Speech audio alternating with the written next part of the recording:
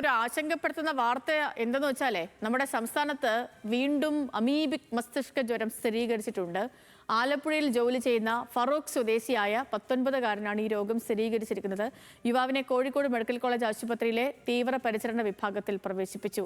ആകാശ് തരത്തിൽ വിവരങ്ങളുമായി ചേരുന്നു. ആകാശ്.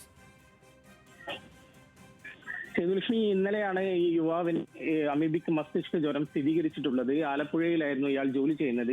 കടുത്ത തലവേദനയും പനിയും അനുഭവപ്പെട്ടതിനാൽ നാട്ടിലെത്തുകയും പിന്നീട് കോഴിക്കോട് മെഡിക്കൽ കോളേജിൽ ചികിത്സ തേടുകയായിരുന്നു. ചികിത്സയിൽ സ്രവ പരിശോധനയിലാണ് ഇപ്പോൾ അമീബിക് മസ്തിഷ്ക ജ്വരം സ്ഥിരീകരിച്ചിരിക്കുന്നത്.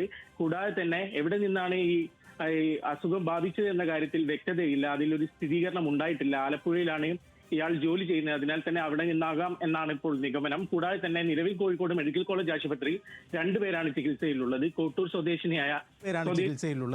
സ്വദേശിയായ 9 വയസ്സുകാരനും നിലവിൽ ചികിത്സയിലുണ്ട്.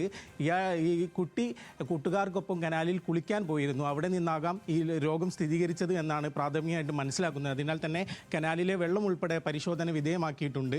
കൂടാതെ തന്നെ ഈ കുട്ടിക്കും കടുത്ത തലവേദനയും പനിയും അനുഭവപ്പെട്ടിരുന്നു. അതിന് പിന്നാലെയാണ് കോഴിക്കോട് മെഡിക്കൽ കോളേജ് ആശുപത്രിയിൽ എത്തിച്ചത്. ഏതായാലും രണ്ടുപേരുടെ നിലവിൽ തൃപ്തികരമെന്നാണ് ഡോക്ടർമാർ അറിയിച്ചിരിക്കുന്നത്. കൂടാതെ തന്നെ കൂടുതൽ ആളുകളിലേക്ക് വ്യാപിക്കാതിരിക്കാനുള്ള ശ്രദ്ധയും ആരോഗ്യ വകുപ്പിൽ നിന്ന് നിർദ്ദേശം നൽകിയിട്ടുണ്ട്. കൂടുതൽ ഈ വെള്ളത്തിൽ ഇറങ്ങുന്നത് ഉൾപ്പെടെയുള്ള കാര്യങ്ങളിൽ കുട്ടികൾ ശ്രദ്ധിക്കണം. കൂടാതെ വീട്ടുകാരും ഈ കാര്യത്തിൽ ഒരു ശ്രദ്ധ പുലർത്തണം ഉൾപ്പെടെയുള്ള അറിയിപ്പുകൾ നിലവിൽ പുറപ്പെടുവിച്ചിട്ടുണ്ട്. സേതുലക്ഷ്മി. ശരി, ഓക്കെ ആകാശ്, ശരി.